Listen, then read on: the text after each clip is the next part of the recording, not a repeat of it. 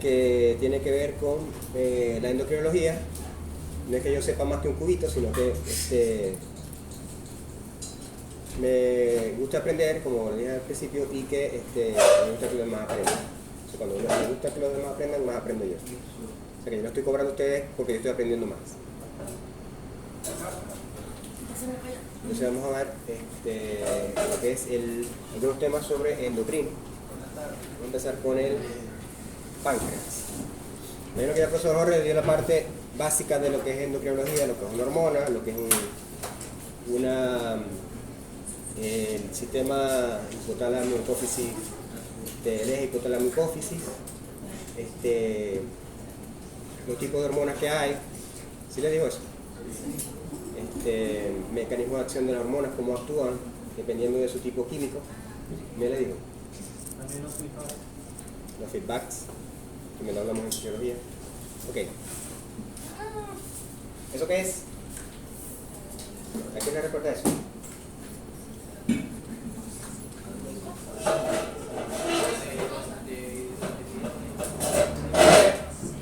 Una glucosa. ¿Por qué sabes que es una glucosa? Porque tiene un puente de oxígeno aquí, ¿verdad? ¿Y tiene cuántos carbonos? 6 carbonos. O sea, eso es una glucosa, una representación espacial de la glucosa. Es la molécula, se cree una de las moléculas más importantes para la vida. La glucosa, su nombre científico es pentahidrohidroxihexanal. Pentahidroxihexanal alfa-D-glucopiranosa. Ahí está escrito, yo no lo voy a repetir. No, eso es para que tengan el nombre y se lo pongan a un perro cuando tengan... Pero ¿dónde es ese nombre? ¿O eso lo inventa? No, ese es el nombre químico. Nosotros decimos glucosa y la más sigue siendo glucosa, pero tiene su nombre químico. ¿Por qué se complica más la vida? ¿Por qué no solamente lo llaman glucosa y listo? Bueno, no vamos a complicar, le digo que esto es para que cuando tenga un perrito le pongan así. Entonces le pongan, ¡epa, pentahidroxihexanal, venga a comer! Me parece Pentahidroxihexanal alfa. alfa D, así Es mismo. una axosa, químicamente es el grupo de los aldehídos. Bien, es la fuente de energía química más importante de la vida de muchas especies, donde estamos incluidos nosotros y están todos los animales, pero también es un potente veneno. Ustedes le meten glucosa en exceso a un animal y lo matan. O sea, es un potente veneno. Entonces, de hecho, es por eso que la glucosa está dentro de un control muy estricto dentro del cuerpo. Biológicamente está como tiene un giro dextro. ¿Se acuerdan de bioquímica que las moléculas pueden tener un giro dextro o un giro levo? Un giro dextro porque las plantas tienen glucosa giro levo. De ahí es que hay un problema ahí cuando las vacas pastorean y no sé qué, que tienen que usar y la madera, que también no se puede comer porque la glucosa de la madera es giro levo. Ajá. No solamente se puede presentar como glucosa, sino que se puede presentar unido a otras moléculas, o sea, en forma de polisacáridos. En este caso de disacáridos son dos, ¿verdad? Tenemos la maltosa, que son dos glucosas.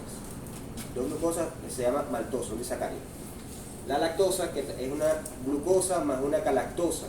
Que la lactosa viene siendo una glucosa modificada. O sea, la lactosa es la glucosa más glucosa más galactosa. Y la sacarosa, que es el azúcar que nosotros nos podemos echar al café, que yo no como sin café, perdón, sin azúcar. Sí, en estos días ya estoy variando. En estos días, en vez de decir el tiro por la culata, dije el culo por la tirada. se me cambian la... Ok, entonces la sacarosa es una fructosa y una fructosa con la fructosa, que también es una exosa. Bien, también fueron formas polímeros, ¿se acuerdan, verdad? Los polímeros de glucosa, que está el glucógeno, que es la forma en que se almacena la glucosa en los seres vivos, seres vivos mamíferos, por ejemplo, que no son plantas. El almidón, que es como se almacena la glucosa en las plantas. La celulosa, y la quitina, que son polímeros de glucosa, pero como les dije, no tienen este giro, sino que tienen el giro contrario, por lo tanto no se pueden digerir. Nosotros no podemos digerir, nosotros no comemos un pedazo de pasto, no lo podemos digerir porque esa glucosa que está en la celulosa tiene un giro leve. La quitina, que es lo que tienen los insectos que se quieren comer las cucarachas, por fuera tiene también glucosa, son dulcitas, ¿no? Todo. Entonces esa es la quitina. Bien. La glucosa está involucrada dentro de todo el metabolismo del cuerpo, ¿verdad? Te doy mucha paja. Bien, ¿cuál es un metabolismo? Es la suma de todas las reacciones químicas del organismo para mantener la homeostasis. ¿Se acuerdan de la palabra homeostasis, verdad? Que la vimos en fisiología.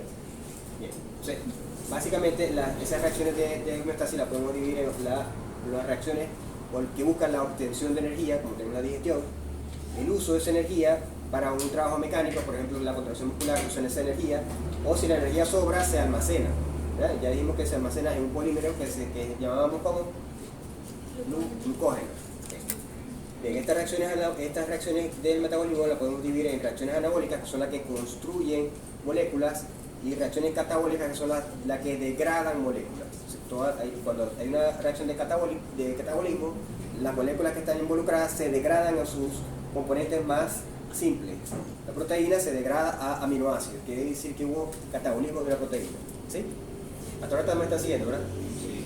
Okay. Me avisan, eso voy a hacer muy rápido.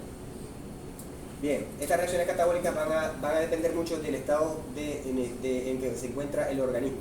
El estado siempre se encuentra en uno de los dos, o antes de comer o después de comer.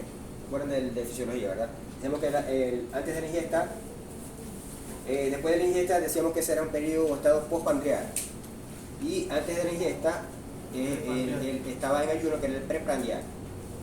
Bien, entonces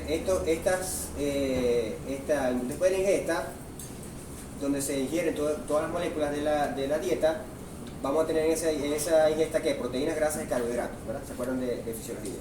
Esas moléculas tienen esos destinos. Primero, muchas de esas moléculas van a ser consumidas para obtener energía, y esa energía va a ser almacenada en el ATP.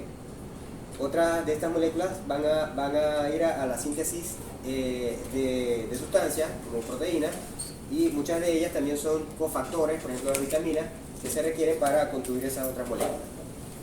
Y simplemente el exceso de moléculas van a ser almacenadas. ¿Estamos bien, verdad? No hay ninguna. Entonces, ¿qué pasa con esas moléculas? Por ejemplo, si hablamos de la glucosa, que es el protagonista de este tema. La glucosa, a lo que entra a cualquier célula, se fosforila, se le pega un fosfato y se llama glucosa 6-fosfato. De ahí tiene varios destinos. Sí, la glucosa puede ser almacenada como polímero, ¿verdad? Que estamos a decir. Eso quiere decir que se forma glucógeno. Ese proceso de formar glucógeno se llama como glucogénesis o glucogénesis. ¿Sí? Es la formación de glucógeno a partir de glucosa 6-fosfato. Bien, y si yo rompo el glucógeno para obtener glucosa, pues ya estoy en la etapa postprandial. Glucólisis. Se llama, no. Mira, glicogenólisis. Entonces el proceso de romper el glucógeno se llama glicogenólisis. Necesito que entiendan porque vamos a hablar más profundamente. Porque se recuerden, ustedes ya lo vieron esto en... Bien, entonces después esta glucosa puede ser degradada. ¿Cómo se llama la degradación de la glucosa? Ahí sí, glicólisis, ¿verdad? Entonces esa glicólisis se deriva en compuestos más simples, o romper la glucosa en moléculas más pequeñas, porque la glucosa tiene 6 carbonos. Al romperla, las sustancias resultantes tienen menos carbono, ¿cierto? El piruvato tiene 3 carbonos. Entonces, quiere decir que la glucosa va a dar origen al piruvato. Eso entra al ácido tricarboxílico, que yo no me lo sé, entonces tampoco se lo voy a preguntar. Pero ¿para qué se usa esto? Para que la glucosa vaya a la cadena de citocromo, ¿verdad?, en la mitocondria, y forme ¿qué? ATPs. Entonces, a través de eso la glucosa va a dar todas estas vueltas para formar ATP de forma más eficiente. Porque con esto se da ATP, pero se pierde mucho de la glucosa. Solamente una partecita de la glucosa se puede almacenar haciendo glicólisis. Para yo almacenar la mayor cantidad de energía que tenga la glucosa, tiene que ir al ciclo de Krebs y de ahí a la cadena de cromo. Ok, entonces esto se llama glicólisis. Bien, de ahí la glucosa, quiere decir que de la glucosa también puedo tomar parte de esto de que se degradó y formar proteínas. ¿Sí? Bueno, muchas de la proteína, estos aminoácidos, pueden formarse a través de esas cadenas carbonadas. El mismo cuerpo forma los aminoácidos y a partir de ahí forma las proteínas o usa energía de glucosa para unir aminoácidos y formar las proteínas. Okay. Pero la glucosa también puede dar origen a el exceso de glucosa. El exceso de glucosa, cuando hay mucha, pasa a la glicólisis y en vez de almacenarse como un polímero de glucosa, se almacena como un polímero de carbono en forma de grasa. Entonces, esto es un polímero solo de glucosa, pero la glucosa, la cadena de carbono se almacena en otro polímero que es grasa, y la formación de grasa a partir de glucosa se llama lipogénesis. ¿Sí? Y cuando ya se hace falta la grasa, o yo estoy haciendo ejercicio para rebajar, ¿verdad? Yo necesito que esa grasa se degrade para usar esa energía y simplemente bajarla del sitio, quitarla del sitio. Entonces yo degrado la grasa haciendo lipólisis. Entonces tenemos claro todo ese concepto, lo que es la glicogenólisis, la glicólisis, la lipólisis y la lipogénesis. Me faltó esta, ¿verdad? Que es la gluconeogénesis.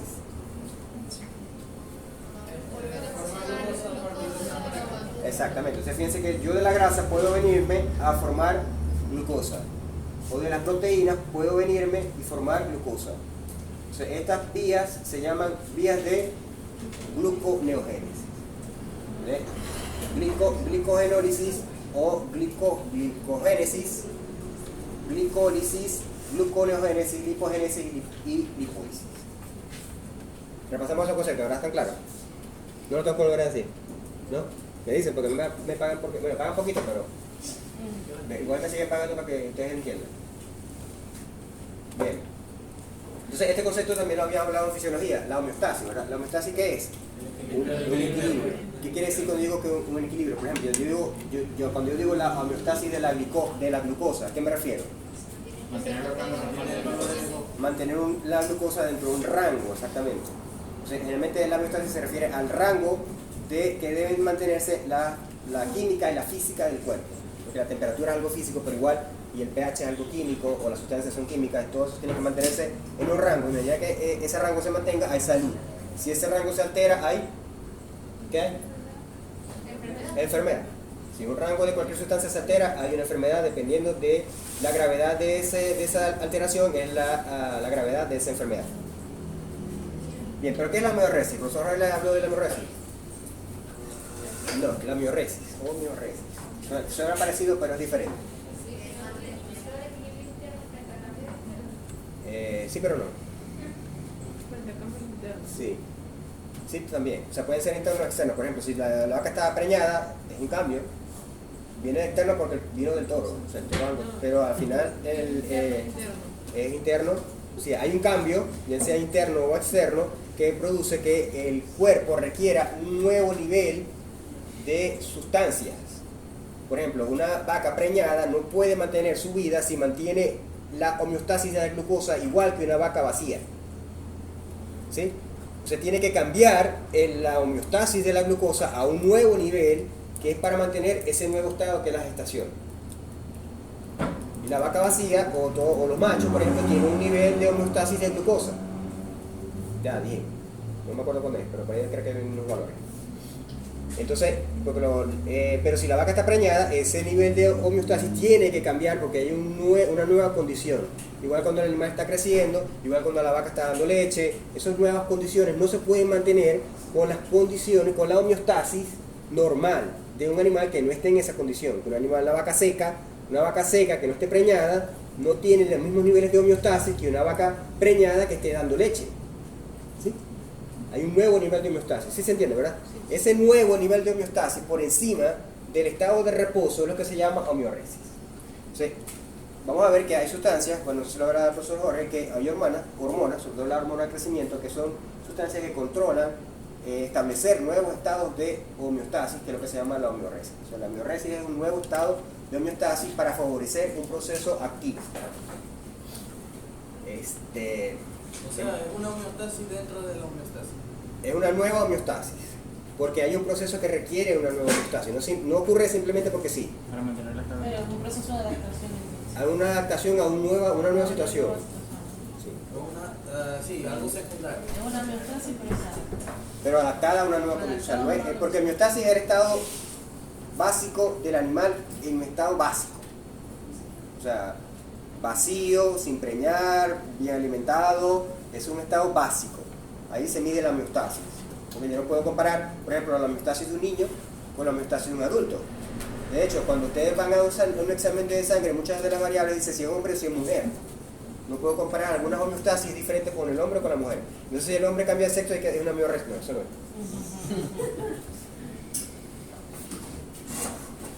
Ok, entonces decíamos que la glucosa.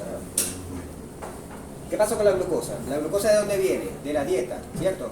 Nosotros sí podemos producir glucosa, pero eso no es infinito. Entonces tenemos que estar supliendo, todos los días tenemos que suplir nuestra reserva de glucosa a través de la dieta. Para nosotros es muy fácil, ¿verdad? Porque nosotros agarramos, comemos un caramelo y toda esa sacarosa que trae en el caramelo se degrada, se separa en el intestino, ¿se acuerdan, verdad? Esas enzimas que están pegadas a la mucosa y se absorbe la glucosa y se absorbe la sacarosa. Bien, es muy fácil para los monogástricos. Lo pasa con los rumiantes, ¿se acuerdan? Los rumiantes, ustedes le dan una vaca, le dan un caramelo, va al rumen y ella no toca nada de esa glucosa. Toda la glucosa se degrada ¿a qué? Ácido graso volátil.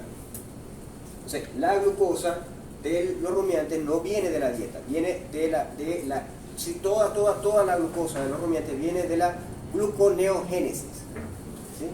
Toda la glucosa de los rumiantes viene de gluconeogénesis, ni medio gramito viene de la dieta. Ok, en cambio nosotros sí, viene de la dieta. Mientras más caramelos comamos, más glucosa vamos a tener. Y el principal órgano generador de todos esos procesos metabólicos que acabamos de ver ahorita es el hígado. Por eso que el que bebe mucho y se quiere joder el hígado se está envenenando y se está matando. Porque el hígado es y así dice el Dr. Biden. El Dr. Biden dice, el alcohol es mierda. Así dice, ¿eh? Las frutas son mierda. ¿Alguien sigue aquí el Dr. Biden? Búscalo en Instagram, Dr. Biden, para que vean. Para que vivan más. Por eso que yo no voy, donde me invite Jorge no voy, porque siempre va a decir ya, Dr. Biden. Entonces el Dr. Biden, al menos que sea clase, sí. El Dr. Biden dice que no. A ver qué hay aquí, que ya lo haya dicho. Este es el ciclo de Krebs, ¿verdad? El ciclo de tricarboxílico. Del piruvato. Aquí, de aquí para arriba, para formar glucosa se llama gluconeogénesis. Aquí se llama glicólisis, ya dijimos. La lipólisis y lipogénesis, ya todo lo dije. Ok. ¿Quién es el más demandante de glucosa del cuerpo? El consumo de oxígeno y de glucosa. ¿Por qué? Y tampoco usa glicólisis. Acuérdense que dijimos que la glicólisis forma ATP, ¿verdad? Simplemente con la degradación de glucosa hasta piruvato se forma ATP. El cerebro no le gusta eso. El cerebro quiere llegar hasta el ciclo de Krebs y formar más ATP. Por eso que el cerebro no puede vivir, o sea, el que medio se le acaba un poquito la glucosa y medio se le acaba el oxígeno, la pela, ¿verdad? Por eso que la gente se muere ahogada. Porque si no fuera así, la gente pudiera vivir bajo el agua, porque el agua tiene oxígeno, como todos los pescados. Pero como nosotros no podemos obtener ese oxígeno, apenas pasemos 5 minutos sin oxígeno, perdemos el conocimiento, 7 minutos estamos muertos. Entonces el cerebro usa ese oxígeno ¿para qué? Para que la glucosa llegue hasta el final, hasta el ácido del ciclo de Krebs. Bien, entonces, ¿qué pasa? Que el cerebro no puede vivir sin oxígeno y sin glucosa. Eso estamos claros, ¿verdad? De ahí la importancia de la molécula con glucosa como fuente de energía, porque no podemos tener otra para el cerebro. De pronto, si estamos pasando mucha hambre, el cerebro puede dar una partecita a un ácido graso, un pedacito, ¿verdad? Entonces la gente se pone medio bobolonga cuando tiene hambre, ¿verdad? Porque ya no tiene tanta glucosa, sino que está usando parte de la energía como una partecita de la grasa como energía, pero no puede dejar de usar glucosa. Bien, entonces vamos a hablar del páncreas, que es el órgano principal del control de la glucosa y de todo ese metabolismo que acabamos de repasar. Bien, ¿por qué es importante estudiar el páncreas? Porque en la clínica hay las enfermedades del páncreas son muy graves. Entonces, por ejemplo, la pancreatitis es fatal. Por eso el profesor Wilfrido acaba de pasar una pancreatitis que de vaina la está contando. O sea, ahorita todavía estuviéramos rezando los rosarios del profesor Fito, pero gracias a Dios no. Se pasó la pancreatitis, pero la pancreatitis es fatal. Yo tengo un familiar que se murió de pancreatitis. Entonces, tenía un familiar que murió de pancreatitis. Entonces, ¿por qué? Porque así de importante es el páncreas para el mantenimiento de la glucosa. Dijimos que la glucosa es importante para el cerebro. Entonces, cualquier problema con la páncreas puede provocar la muerte. Y una enfermedad más crónica, pero que también puede provocar la muerte, es la diabetes. Vamos a ver de qué se trata si ya lo saben. Bien. En la producción animal, ¿qué nos interesa? A los que no se vayan por la parte clínica, sino la parte de producción. Bueno, porque nosotros, todo eso tiene que ver con el metabolismo, y todo el metabolismo que nosotros lo hagamos eficientemente, vamos a convertir todo eso, esa dieta en carne, en leche, en huevos. Es decir, nosotros sabemos de metabolismo, podemos maximizar la producción de carne, la producción de huevos y la producción de leche. Bien, de esto también se acuerdan ustedes más que yo. Donde está el páncreas, ahora está ubicado muy cerca de lo que es el estómago. En el perro y el gato son dos ramas, ¿verdad? ¿Se acuerdan? Una rama lateral y una rama medial. Y esto se ve, ya cuando veamos, si todavía cuando vean radiología la veremos. Tiene que yo de radiología, pero también estoy metido en ese paquete. Van a seguir viendo de aquí hasta. Ajá. En la gallina, ya saben que hay una asa duodenal y el páncreas está en el medio, ¿verdad? En el caballo, el páncreas es como cuadrado. Está ahí también pegado al estómago, pero como no es como una forma de hoja, sino que es como cuadrado. ¿No se acordarán de eso más que yo? ¿O lo vieron? ¿Se acuerdan? No sé si Mariana lo vio. ¿No? ¿Viste eso? Lo había preparado.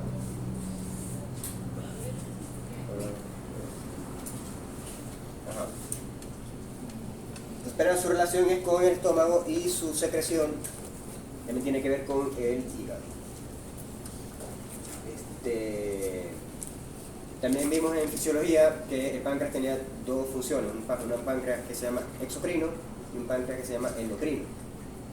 El páncreas exocrino fue el que vimos en fisiología, en la parte de digestivo, que es que secreta las enzimas que ayudan en la digestión, ¿verdad? Las enzimas que degradan los carbohidratos. ¿Cuál es? Los carbohidratos. ¿La qué? No, carbohidratos. Eso parece un chiste ahora. La milasa pancreática, las peptidasas, ¿verdad? Que son las que degradan las proteínas, y la lipasa. Okay. Aparte también bicarbonato.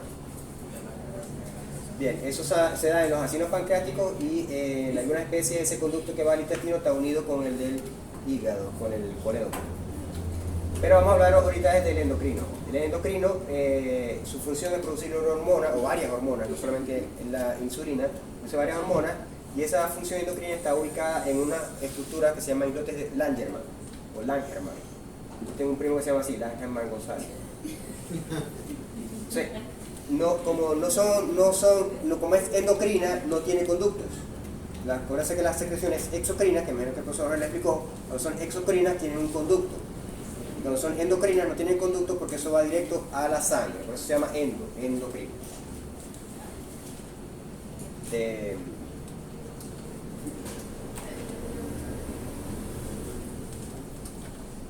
Entonces aquí tenemos una foto de Langermann.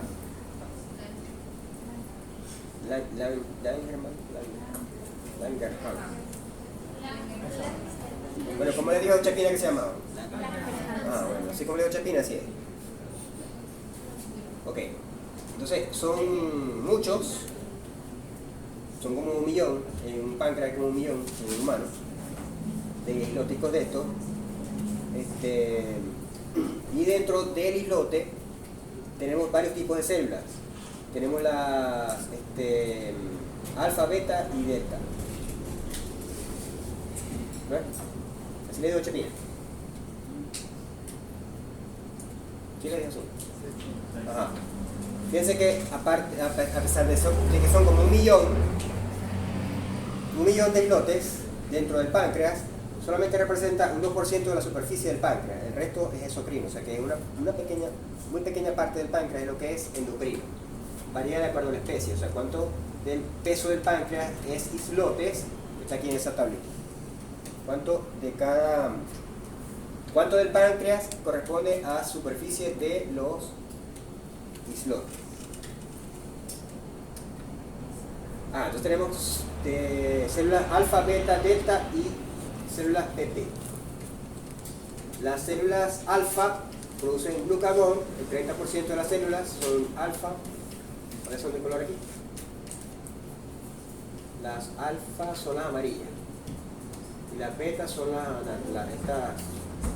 ¿Qué color es eso? Como beige. Sí, las alfa son las amarillas y estas son las beta. Las beta son las que producen insulina. Y las delta producen somatostatina, que es otra hormona que tiene otras funciones que la veremos después, o la verán después en el curso. Las células PP también son, algunas especies lo tienen, y si utilizan un péptido pancreático que no tiene una función tan importante, por lo tanto no lo tocaremos. Bien, entonces ese islote produce la famosa hormona que es la insulina. Antes la gente se moría de diabetes y no sabían por qué era.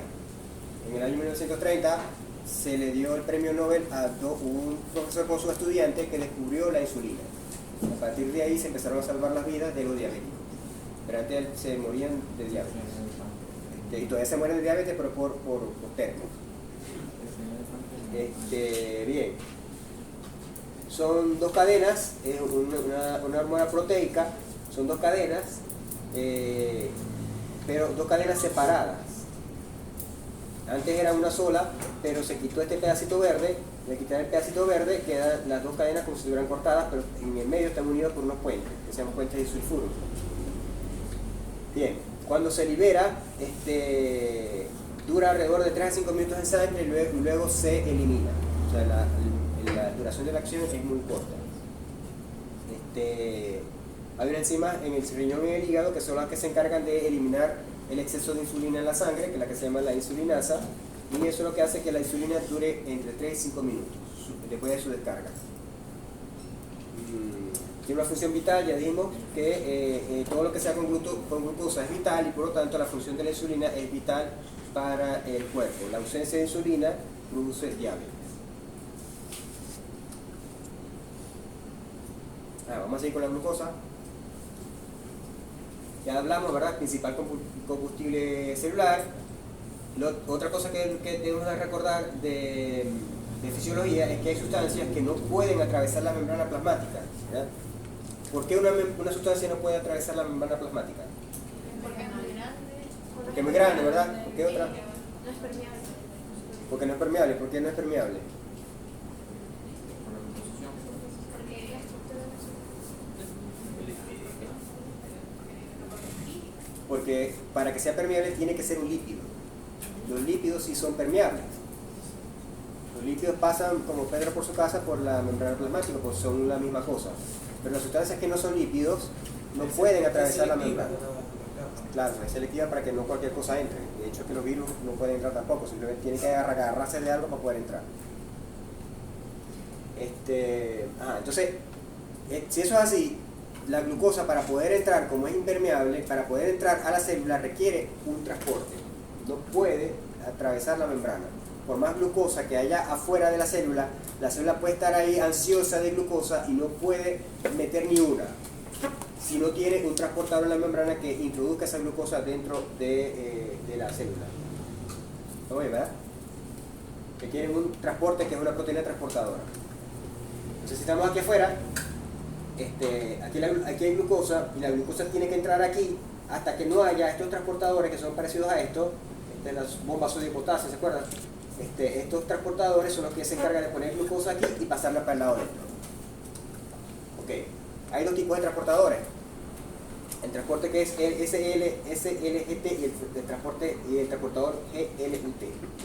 Bien, el transportador SGLT solamente está en el intestino, ¿ya? ¿Se acordarán cuando vimos digestivo en fisiología? y cuando una glucosa estaba de este lado, pasaba para dentro de la célula a través de un transportador. Uno de esos transportadores es el SGLT, que es un transportador dependiente de sodio. Eso lo vimos en renal. En realidad también lo vimos como parecido. Ajá, entonces, ¿qué hace ese transportador? Mete sodio, y cuando el sodio va a entrar, aprovecha el viaje del sodio para meter glucosa. Mete dos sodios, mete una glucosa, y después el sodio sale otra vez por la bomba sodio-potasio y se vuelve a meter, y al volver a meter, mete otra glucosa. Okay. El transportador GLUT o GLUT son transportadores que solo transportan glucosa, y son como unos canales, son unos tubos. Entonces, cuando hay una glucosa por aquí, ¿verdad? Hace como la poseta del baño, eso es una glucosa por aquí, y se mete la glucosa. No tiene ninguna, eso es un transportador facilitado, es un transporte facilitado, no requiere energía. Lo que requiere es que la glucosa le pase cerca, él la chupa y la mete. Esos son los transportadores GLUT. ¿Sí? En cambio, esos sí requieren energía, porque requieren que el sodio esté más concentrado afuera, y eso es acción de ¿qué? De la bomba sodio-potasio, que requiere energía. ¿Estamos claros de aquí? Vale, son dos tipos de transportadores. Este requiere sodio, porque mete sodio, y con la fuerza del sodio se atrapa una glucosa. Y estos son unos canales, unos huecos, que cuando pasa una glucosa por ahí se la chupa y la mete para adentro. Okay. Ajá, entonces aquí tiene razón Luis, ¿verdad? Son los mismos en renal, aquí están. Y en el intestino. Claro, ¿verdad? Él usa el sodio, cuando mete el sodio, con la fuerza del sodio se mete la glucosa, aprovecha el viaje. Bien, entonces el GLUT no son dependientes de energía, simplemente cuando se acerca una glucosa a él la captura y la mete. Aquí está el GLUT, aquí hay una glucosa de esto verde, él se acerca a la glucosa, él atrapa la glucosa y la mete. Esa es su función. Ok. No tiene más explicación que eso. Ok, ¿cuál es el problema con los GLUT? Que hay varios tipos, y dependiendo del tipo es la función de ese transportador, y es muy importante esas funciones que ustedes tienen que saber, porque eso sí lo pregunto. Entonces dice, el GLUT1 es el que tiene la absorción y reabsorción de glucosa, también el eritrocito, la barrera hematoencefálica, la placentaria y la retina y la nefrona. Y el GLUT3 está en las neuronas, la placenta, el hígado y los testículos. Ajá. Estos dos, el GLUT1 y el GLUT3, siempre están abiertos. Siempre están abiertos. O sea que mientras haya glucosa en sangre, esos GLUT están metiendo glucosa. Simplemente la única requisito que ellos tengan para trabajar es que haya glucosa. Mientras haya glucosa, ellos están metiendo glucosa. El GLUT1 y el GLUT3. ¿Por qué? Porque aquí hay un órgano muy importante que acabamos de decir, ¿verdad? Que es la neurona. ¿A la neurona se le puede acabar la glucosa? No. Entonces, por eso que la glucosa, el transportador de glucosa en la neurona tiene que ser un transportador eficiente que siempre esté metiendo glucosa, porque si no la neurona se va a morir. Entonces, por lo tanto, este transportador GLUT3 es el que está en las neuronas, por cierto, también está en los testículos, porque las espermatogonias también requieren glucosa todo el tiempo, esas señoras que están ahí, entonces todo el tiempo están requiriendo glucosa, y también entonces requieren un GLUT3. El feto también. Son sitios muy importantes que siempre requieren de ese transportador, que no importa lo que pase, siempre está metiendo glucosa. Hay otra que es el GLUT1, que es menos eficiente que el GLUT3, que está por ejemplo en la retina. La retina del ojo también requiere todo el tiempo glucosa para funcionar, para poder ver. Las neuronas de la retina requieren glucosa, y ese usa el GLUT1. Bien, me interesan el GLUT2 y el GLUT4. El GLUT2 y el GLUT4, el GLUT2, el GLUT4, vamos a hablar del GLUT4. El GLUT4 es el que hace la diabetes, porque ese no está en la membrana, ese trabaja si lo llaman. A diferencia de este, ¿verdad? Dijimos que el GLUT3 está todo el tiempo en la membrana trabajando, como yo, que todo el tiempo me estoy metiendo en la membrana.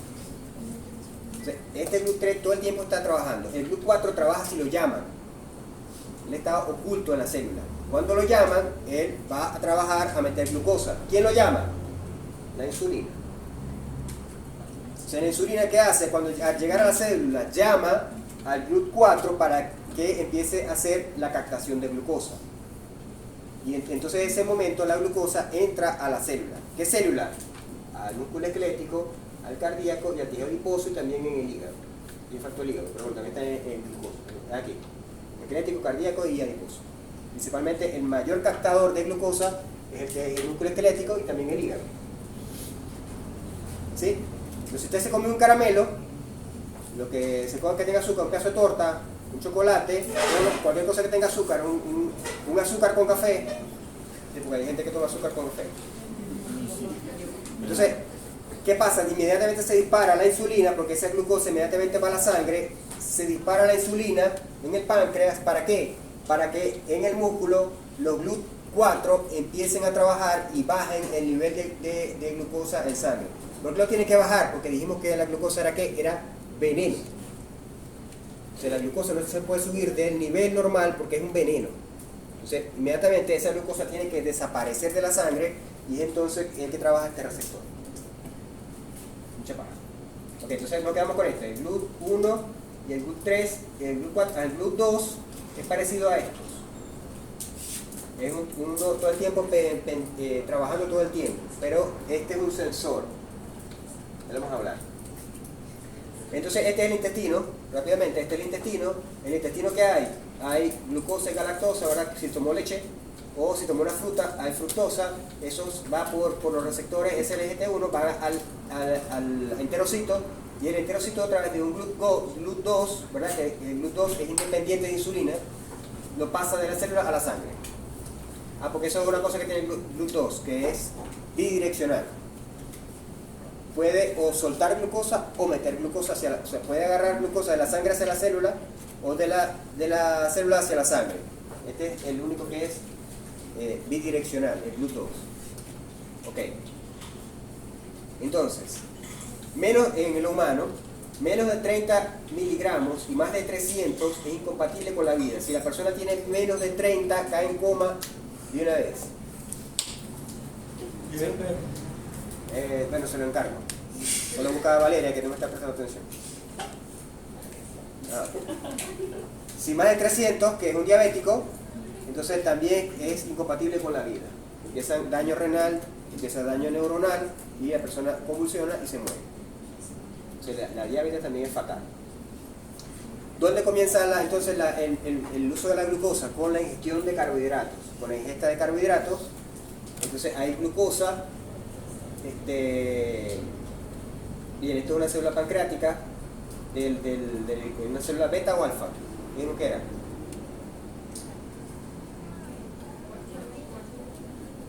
Del páncreas. Esto es una célula del páncreas.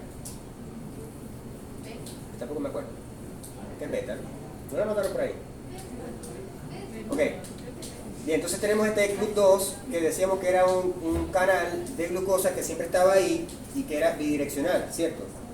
Entonces, esta célula pancreática, este GLUT es como el chismoso, porque él cuando en el páncreas hay glucosa, porque la sangre se llena de glucosa por todos lados y esa glucosa le llega al páncreas también. Cuando a la sangre del páncreas está llena de glucosa, esa glucosa entra por el GLUT2, que está siempre en la membrana y es muy abierto. ¿Qué pasa? Que esa glucosa entra a la célula pancreática. El páncreas tiene dentro una cascada de eventos que se da cuenta cuando está entrando glucosa. O sea, como en la sangre hay mucha glucosa, entra glucosa a la célula y la célula pancreática se da cuenta. Está entrando mucha glucosa, eso quiere decir que afuera hay mucha glucosa, hay que bajarla. Entonces inmediatamente se activa una cadena de eventos, que imagino que el profesor Jorge también se lo ha explicado, ¿verdad? El AMP cíclico, la proteína G, ¿sí? Los segundos mensajeros, los mensajeros intermediarios, que hay varios tipos, la fosforilación de proteínas, ¿sí? Bueno, entonces, todos esos mecanismos hacen que haya cambios dentro de la célula, que haya fosforilación de proteínas, formación de ATP y entrada de calcio. Al final todo termina en la entrada de calcio. Cuando el calcio entra, pasa igual, ¿se acuerdan en el botón sináptico? cuando el calcio entra, las vesículas se acercan a la membrana. Aquí pasa lo mismo, al entrar el calcio a la célula pancreática, las vesículas que estaban donde estaba guardada la insulina se acercan a la membrana y la insulina sale a la sangre y se distribuye por todo el cuerpo. Entonces ese es el mecanismo de disparo de la secreción de insulina. Yo le pregunto en el examen, ¿cuál es el mecanismo de disparo? Explica el mecanismo de disparo de la secreción de insulina. Pues mira, bueno, cuando la insulina es captada en la célula del islote pancreático, en la célula beta, es captada por el GLUT2, por el GLUT2, la célula, dentro de la célula, ese aumento de glucosa dentro de la célula hace que se dispare una serie de mecanismos que terminan en ¿qué? En la entrada de calcio, y todos esos mecanismos, y esta entrada de calcio hace que las vesículas donde estaba guardada la insulina se acerquen a la membrana y la insulina se secrete a la sangre y de ahí la sangre se distribuye a todo el cuerpo. Sí, pero ¿quién es el que motiva todo? Es este transportador que es el... Por eso digo que el GLUT2 funciona como sensor, funciona como advertencia, es el que permite saber que hay aumento de la glucosa. Bien, entonces esa insulina va a la sangre. ¿Para qué? ¿Para qué va? Ya dijimos, ¿verdad? ¿Para qué va la insulina a la sangre? ¿Qué necesita? ¿Qué va a hacer esa insulina? A regular los niveles de glucosa. A bajar los niveles de glucosa, porque ya sale porque la glucosa está alta. ¿Pero cómo hace para bajarlo? La lleva a los tejidos, ¿Cómo? la lleva al músculo esquelético. Ajá, la introduce dentro de células, dentro de las cuales la más importante es el músculo esquelético. Pero también está el hígado y está la grasa. Sí. La función de la insulina es bajar la glucosa en sangre. ¿Cómo lo hace? Metiendo la insulina dentro de células. ¿Cuáles son esas células más importantes? El músculo esquelético, el hígado y ¿qué otra dije? Y el tejido adiposo. ¿Sí? Entonces, función de la insulina, no es bajar la glucosa, no. La función de la insulina es llegar a la célula del músculo esquelético para que ellas puedan captar la glucosa y guardarla. ¿Cómo la va a guardar? Bueno, puede ser como glucógeno, puede ser como tejido graso. Ok, entonces, ¿qué pasa? Esta es cualquier célula. Esta es la célula muscular. Es una célula muscular. Aquí afuera, debajo, de fuera de la célula, está toda la glucosa en la sangre, circulando, ¿cierto? Y aquí está la membrana plasmática, esta es la célula muscular, y aquí está el receptor de insulina. ¿Qué hace el receptor de insulina? Captura la insulina, y la insulina dice, hey, ya hay glucosa. Eso es la única función de la insulina, llegar aquí y decirle a la célula, hay glucosa, actúa. Entonces, ella llega y ya al darse mensaje ya ella cumplió su trabajo. Por eso que se trabajan las hormonas simplemente son mensajeros químicos. Entonces, profesor, lo que hace la insulina es captar la glucosa y lo lleva al tejido adiposo o esquelético. No, la insulina lo que hace es mandar el mensaje a la célula muscular que hace eso que estás diciendo. O sea, la insulina manda el mensaje, por eso que hay un receptor. La insulina llega aquí y manda el mensaje a la célula muscular para que haga la captación de glucosa. Bien, ¿cómo hace? Ya dijimos, ¿cómo va a entrar la glucosa al interior? A través de qué? De transportadores, que se llaman GLUT, ¿verdad? Decíamos que había uno que era dependiente de la insulina, que era el GLUT4. Okay. Pero el GLUT4, como les dije, está debajo.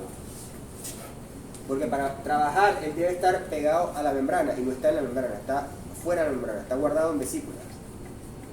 Cuando llega la insulina, ¿qué hace? ¿Cuál es el mensaje de la insulina? Bueno, está la proteína G, que activa la fosfodiesos, que otro nombre para un perro, la PIP, y inositol. Bien, ese segundo mensajero, que es en este caso hace que el GLUT4 se mueva hacia la membrana, y es cuando el GLUT4 entonces va a hacer su función, que es dejar pasar la glucosa al interior. Pero mientras no haya este GLUT4, aquí puede estar nadando la insulina, que la insulina no va a entrar a la célula. Entonces es cuando se produce la diabetes. Pero ¿cuándo hay diabetes? Cuando no hay insulina. Pues como no hay insulina, esto que está pasando aquí no ocurre. La glucosa se mantiene todo el tiempo alta. Profe, ¿qué pasa con la resistencia a la insulina? Buena pregunta.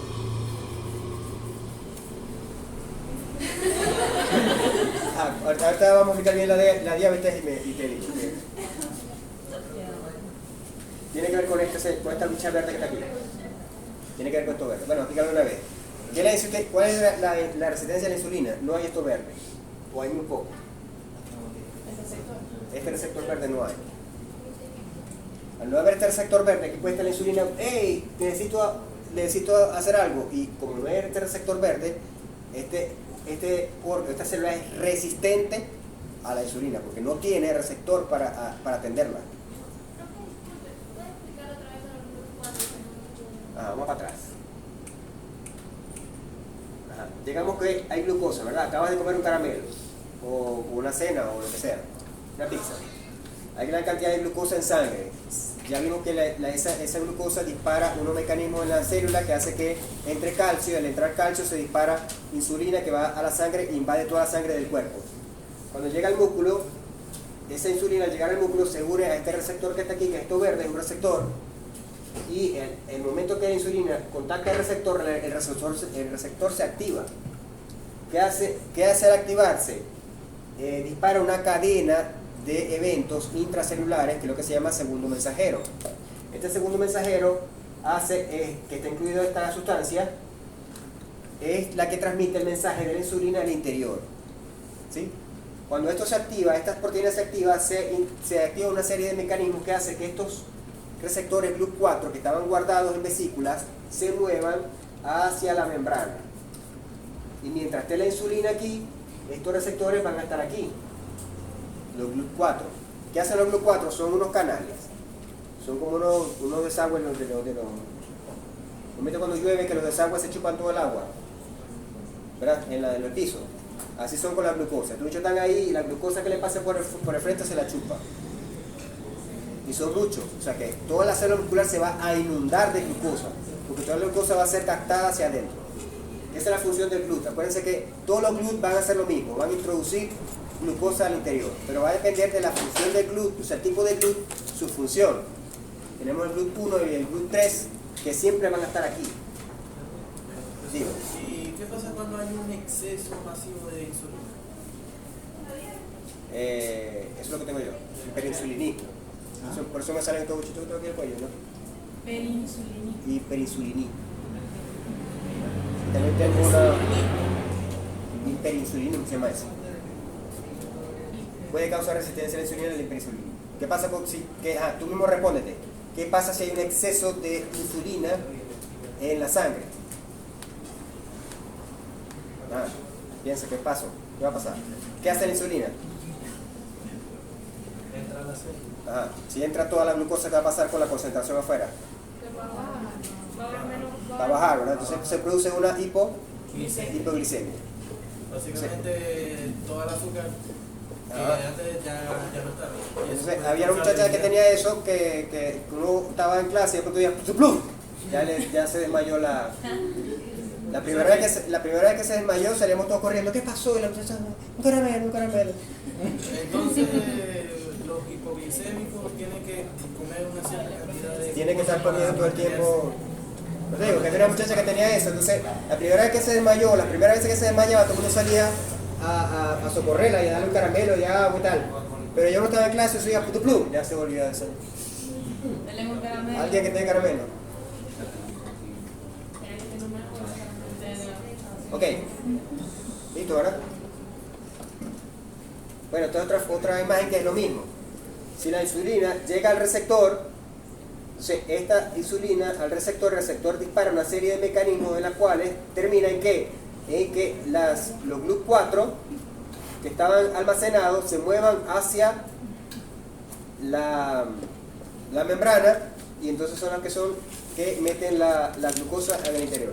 Cuando la insulina se va o se degrada, ya la señal se elimina, y ¿qué pasa con los GLUT? Se vuelven a meter. O sea que ellos van a estar en la membrana siempre y cuando haya una insulina unida al receptor. Cuando la insulina se degrada o se va, los GLUT se vuelven a meter. O sea que la acción de la insulina va a durar, esa captación de glucosa va a durar lo que dure la insulina haciendo el efecto. Resumen. Esta es la célula pancreática. ¿Qué hacía la célula pancreática? Tenía un GLUT que era el chismoso, el sensor, ¿verdad? Que cuando había mucha glucosa, él dejaba pasar esa glucosa y la célula por dentro se daba cuenta de que había glucosa. Eso se dispara una serie de mecanismos, está incluido aquí el ATP, el potasio, se cierra el canal de potasio, y al cerrarse el canal de potasio se abre el calcio, y el calcio al entrar hace que las vesículas se muevan hacia la membrana. Esa cadenita ahí está pintada ahí. Entonces la insulina va a la sangre, ¿cierto? Entonces la insulina va al músculo. ¿Qué pasa cuando la insulina llega al músculo? Se une a su receptor, que estaba aquí, ¿verdad? El receptor dispara una serie de mecanismos, que no vale la pena. O sea, si el que quiera aprender se los aprende, pero bueno, no lo voy a preguntar porque bueno, no es lo importante, sino lo importante es el efecto total, que hace que las vesículas donde están los GLUT4 se muevan hacia la membrana, y es cuando el GLUT4 puede meter la glucosa.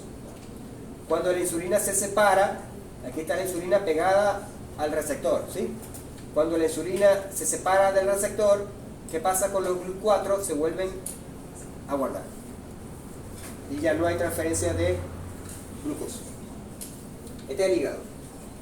El hígado, la insulina también puede afectar el hígado, pero adicionalmente de que el hígado capta glucosa con los GLUT4, él capta glucosa también con el mismo GLUT2.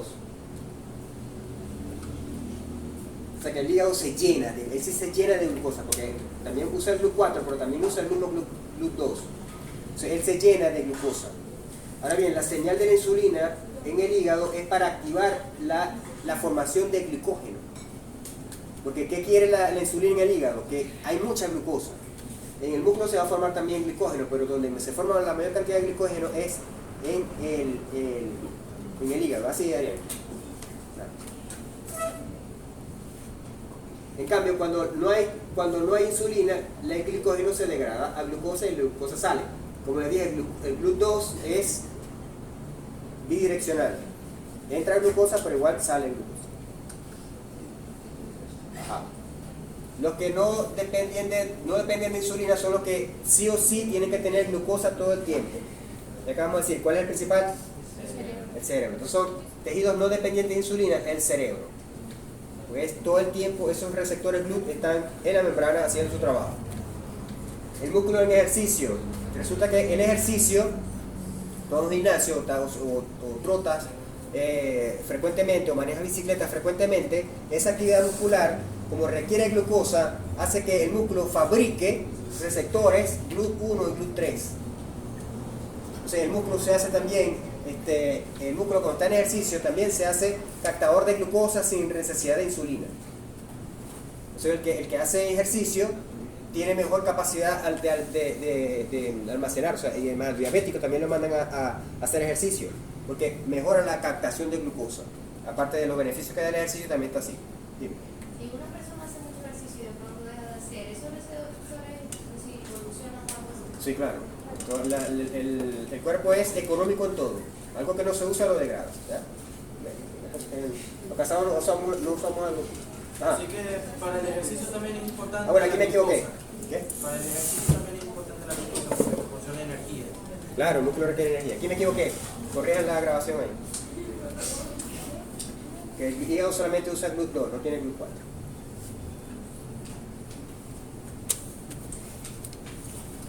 Ok. Entonces, hablamos de la glucosa solamente en función de la captación de glucosa al interior de la célula. ¿Sí, Valeria? O sea, la captación de glucosa.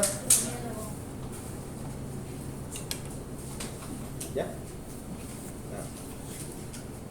La captación de la insulina, hablamos de su papel solo en la captación de glucosa para bajar el nivel de glucosa. Pero después, ¿qué va a hacer esa glucosa adentro? Que no puede estar ahí tampoco suelta.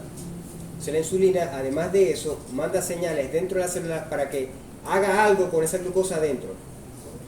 Bien, entonces tenemos que la insulina, no sé qué estaba hablando. La insulina, ya dimos la función de absorción de glucosa, ¿verdad?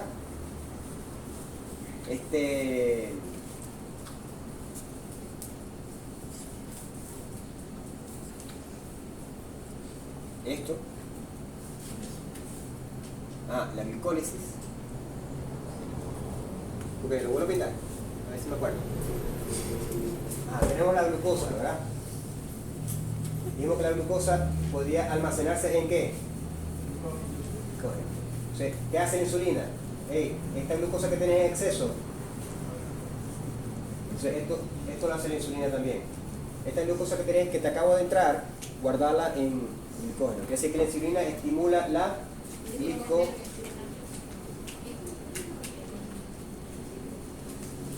La insulina activa la glicogénesis, porque él hace que la glucosa que le acaba de entrar la almacene. Ok. Pero todavía tenéis mucho. Bueno, rompela. Usala para energía. Entonces quiere decir que la glucosa usa, aquí dijimos que era el piruvato, ¿verdad? Y este proceso se llamaba ¿cómo? O sea que la insulina también hace que la célula use la glucosa como energía. ¿Sí? ¿Qué más puede hacer con la glucosa? O sea, de aquí dijimos, no, de aquí, bueno, todavía te sobra mucho. Agarráis ese piruvato y formáis grasa. Eso se llama ¿cómo? Lipogénesis. Eso también lo estimula la insulina. Por eso que en cierta edad, ya nosotros lo que hacemos es acumular grasa. O sea, después de que ustedes tengan 25, antes, cuando yo estaba como ustedes, que bueno, como tenía 20, 21 años, yo me comía 3 hamburguesas, una pizza sola, y no me pasaba nada, ni pingo. Pero ahorita con el olor de la hamburguesa ya aumenté medio kilo. ¿Por qué? Porque tengo, esta es la hormona de la vejez. La vejez la edad va avanzando, el nivel de insulina o la homeostasis del nivel de insulina va aumentando. Entonces esto hace que tu cuerpo, todo lo que te comas, lo metas a grasa. No es el matrimonio, es la insulina. ¿Qué es el matrimonio? ¿Qué más hay aquí? Entonces, ¿verdad? Entonces, ¿qué hace la insulina? Bueno, toda esta glucosa que te entró, la guarda. Glicogénesis. Todavía te queda, úsala. Glicólisis. Todavía te queda mucha, bueno, vamos a hacer grasa con eso. Lipogénesis. Entonces, ¿pero qué inhibe la insulina? Porque la insulina no solamente está, fíjense que aquí de la positivo, pero la insulina también inhibe cosas. ¿Qué en ese caso, qué inhibiría la insulina? Todo lo que sea aumentar glucosa en sangre. Todo lo que sea aumentar glucosa en sangre lo inhibe. ¿Cómo se aumenta la glucosa en sangre? Que el glicógeno se degrade a glucosa y la glucosa sale a la sangre. Eso lo inhibe. ¿Cómo lo inhibe? Inhibiendo este cambio. ¿Cómo se llama esto? Glucogenólisis. O sea, y la insulina inhibe la glucogenólisis. ¿Qué más? ¿Cómo se llama el al revés esto? Para formar glucosa, ¿cómo se llama eso? Gluconeogénesis. Entonces la insulina inhibe la gluconeogénesis. ¿Cuál es lo contrario de que la grasa se forma en glucosa? Lipólisis. Entonces la insulina también bloquea la lipólisis. Entonces, ella estimula todo lo que sea guardar glucosa, inhibe todo lo que sea usar glucosa para que aumentar la glicemia. Aquí está, ¿eh? Inhibe la gluconeogénesis, inhibe la cetogénesis. Los cuerpos cetónicos, ustedes me han visto, sobre todo las personas que son más gorditas, cuando ya son las 3 de la tarde y no han almorzado, un olor así de aliento como raro. El aliento, tengo hambre, tengo un aliento raro, ¿le ha pasado? A uno también. Como ácido, sí. Entonces, sobre todo si la persona mientras más gorda sea, más el aliento es peor, porque eso es el cuerpo cetónico, eso es como acetona. Eso se llama cetogénesis. Y mientras más grasa tenga, hay más formación del cuerpo cetónico y el aliento es peor. Esto también se inhibe porque la cetogénesis es para usar la glucosa. O sea, usar la grasa como sustituto de la glucosa con un cuerpo cetónico.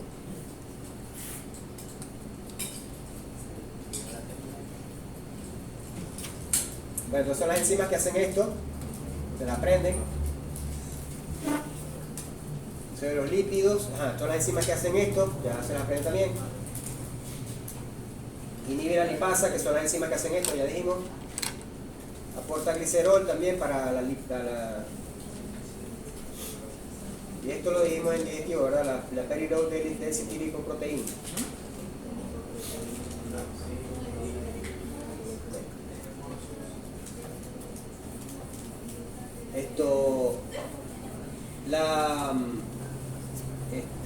hay aminoácidos que se parecen mucho a la glucosa. Y son unos aprovechados y se usa el transportador de glucosa para entrar a ellos también. Por eso se dice que en la insulina muchos aminoácidos aprovechan el camino de la glucosa, el GLUT, para entrar también. Por eso que ahí ingreso también aminoácidos. Y me faltó la parte de proteína, también la insulina inhibe la degradación de proteína. Bien, ahora vamos al otro lado. Acabamos de hablar. Sí, ya son las 3. ¿Te quieres hacer la clase a las 5, verdad? 4, me he dado la mitad. Ajá. Estamos hablando cuando hay exceso de glucosa, pero ahora vamos al lado contrario, cuando la persona no tiene glucosa en sangre. Ya dijimos que eso es perjudicial, o sea, eso inclusive puede ser fatal si la persona le baja la glucosa a un mínimo. O sea, hay que haber un mecanismo contrario de que aumente la glucosa. O sea, un feedback. El feedback que haga lo contrario, ¿verdad? Que aumente la glucosa. Hay varios mecanismos, pero hay uno que es inmediato, que es el mecanismo del glucagón. El glucagón es el que hace el efecto contrario a la insulina. O sea que la insulina va a tratar de bajar la glucosa en sangre cuando está muy alta, el glucagón es lo contrario, va a tratar de subir la glucosa en sangre cuando está muy baja. También vida media 5 minutos, circula en plasma, no tiene proteína transportadora, y es cuando hay hipoglucemia. Entonces, las funciones del glucagón, si dijimos que es lo contrario a la insulina, obviamente hace lo contrario a la insulina con esto. Si nosotros dijimos que la insulina lo que hace es agarrar la glucosa y meterla en el glicógeno, ¿qué haría el glucagón? Sacar del glicógeno para que haya glucosa y la glucosa salga a la... Bien.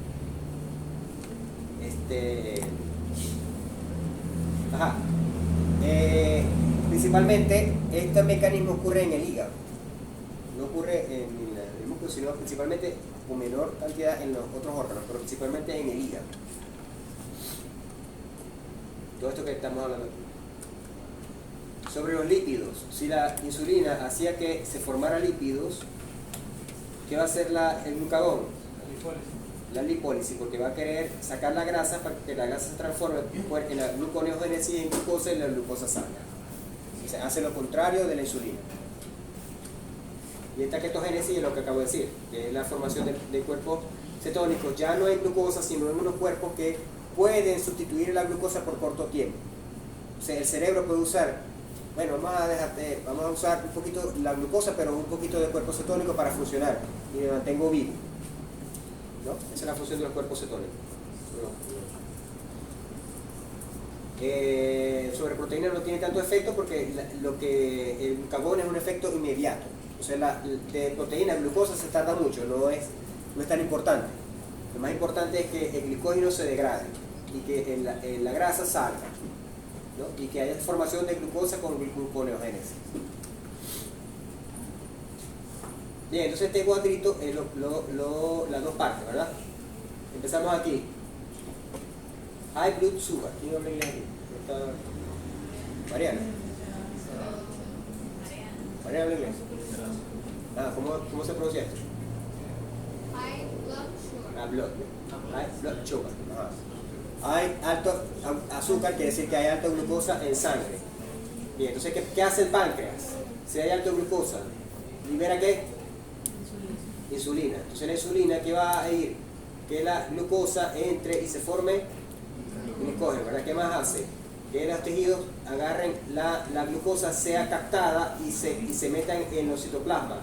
Y por lo tanto baja la glucosa. Ahora pasa lo contrario. Ahora aumentó la glucosa. Bajó demasiado la glucosa. Ahora ¿qué va a pasar? Lo azul. Y el páncreas libera glucagón. Entonces el glucagón ahora ¿qué quiere? Que el glicógeno se transforme en glucosa. Y ahora sube otra vez el azúcar. ¿Esto ocurre cuándo? Todo el día. En ese plan se mantienen esos dos todo el día. Porque acuérdense que estamos en dos estados. El estado prepandrial y el estado postpandrial. O sea, el estado postpandrial, ¿cuál estaría? ¿Cuál situación estaría? ¿La de insulina o la de glucagón? la insulina. En el postprandial estaría la insulina. Y en el preprandial, en estado de ayuno, estaría el estado de glucagón. Eso para que lo puse. Bueno, esto hablamos del GLU4. Ok, entonces aquí están todos los nombrecitos que se tienen que aprender. Síntesis de glicógeno, glicólisis, glucogenólisis. Los nombrecitos. ¿Qué es lo que hace cada uno? Fíjense que en la insulina, ¿qué hace? En el músculo, captación de glucosa. Lo que está en inglés, tienen que buscar, le dicen a Mariana que lo traduzca y se los pasa.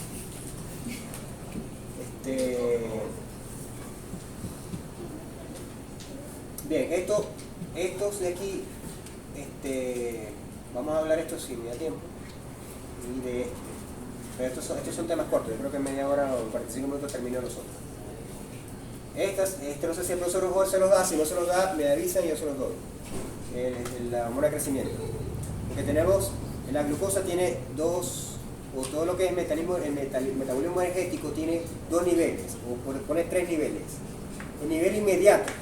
¿Cuál es el nivel inmediato? De que yo comí y tengo que meter esa glucosa, eso es inmediato. O que estoy pasando hambre, o que ya no comí, inmediato tengo que, es un estado inmediato. De comer y ayuno, lo que hace todo, el doctor Biden dice que no hay que comer en la noche. Entonces, para que el estado de glucagón sea más largo. Ajá.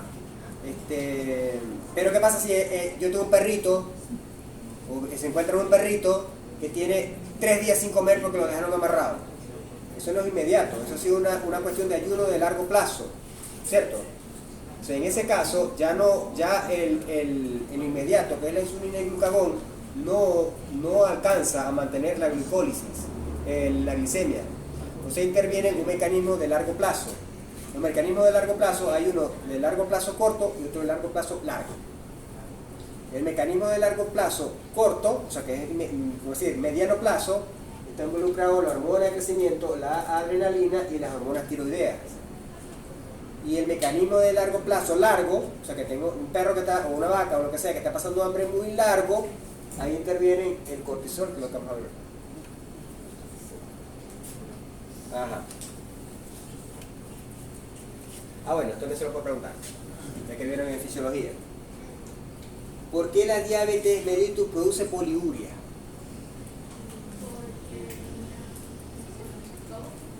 ¿Por qué la diabetes? Ya dijimos que era diabetes. ¿Qué era diabetes? Era que el nivel de glucosa, el nivel de insulina, no existe prácticamente y la glucosa no puede ser captada por las células y hay un aumento de la glucosa exagerado. Si pasa de 300 la persona entra en coma. Entonces la persona que tiene diabetes, que tiene la glucosa todo el tiempo alta por 200, orina mucho, se la pasa miando, después yendo para el baño. ¿Por qué pasa eso? ¿No se acuerdan? Lo que es Porque los glomérulos tienen como una filtración, o sea, como una filtración fija de glucosa que pueden manejar. Filtración no, la otra palabra. Reabsorción, exactamente. Tiene una reabsorción fija. Una cantidad fija de glucosa que puede reabsorber. Hay tanta glucosa que esa cantidad se sobrepasa y la glucosa que no es reabsorbida pasa a la orina. Y cuando está en la orina, ¿qué pasa? Es una condición osmótica que ustedes saben que algo que esté muy concentrado, que va a atraer agua. Entonces una orina que tiene mucha glucosa es una orina concentrada, porque esa glucosa tiene un efecto osmótico, atrae agua y por lo tanto la orina aumenta la cantidad de orina y la persona se deshidrata. Entonces la persona, aparte de que orina mucho, entonces al estar deshidratándose por la orina, entonces empieza a tomar agua. Entonces la persona que tiene, o el perro que tenga diabetes, va a tener poliuria y polidipsia. Entonces usted le llega la señora, ay, que este perro, todo el tiempo meando. Y así como mea toma agua, todo el tiempo tomando agua. Entonces ¿ustedes qué le hacen sospechar? De que el perro es diabético. Y se van a acordar de esta clase, o no se van a acordar de esta clase, ya mañana se acuerdan. ¿Qué otra cosa produce la diabetes? Pérdida de peso. ¿Por qué? Porque la insulina es la que acumula grasa. Si no hay insulina no se puede acumular grasa. Entonces el animal no acumula grasa y pierde peso. Infecciones. ¿Por qué hay infecciones? Porque la glucosa es energía tanto para los seres multicelulares, pero también para los unicelulares, como las bacterias. Es una bacteria que agarra un tejido full de glucosa, hace fiesta. ¿Dónde son los tejidos que son más propensos a recibir infecciones? En los pies. Porque la vasculación al llegar allá casi no o sea, el extremo de los pies es donde hay menos llegada de sangre, por decirlo de alguna manera. Por lo tanto, hay menos inmunidad y ahí es donde las bacterias pueden aumentar la población, y es lo primero que ataca las bacterias en una persona diabética. Usted agarra y le cortan el pie o le cortan se gangrena, neuropatía. aparte las neuronas se mueren, se pone ciego, ¿está? Se pone ciego y fatiga. Bueno, eso es esa fotico para que ustedes también se entretengan con eso. Ajá. Eso no va a enviar por el grupo. ¿Ya filmaron todo?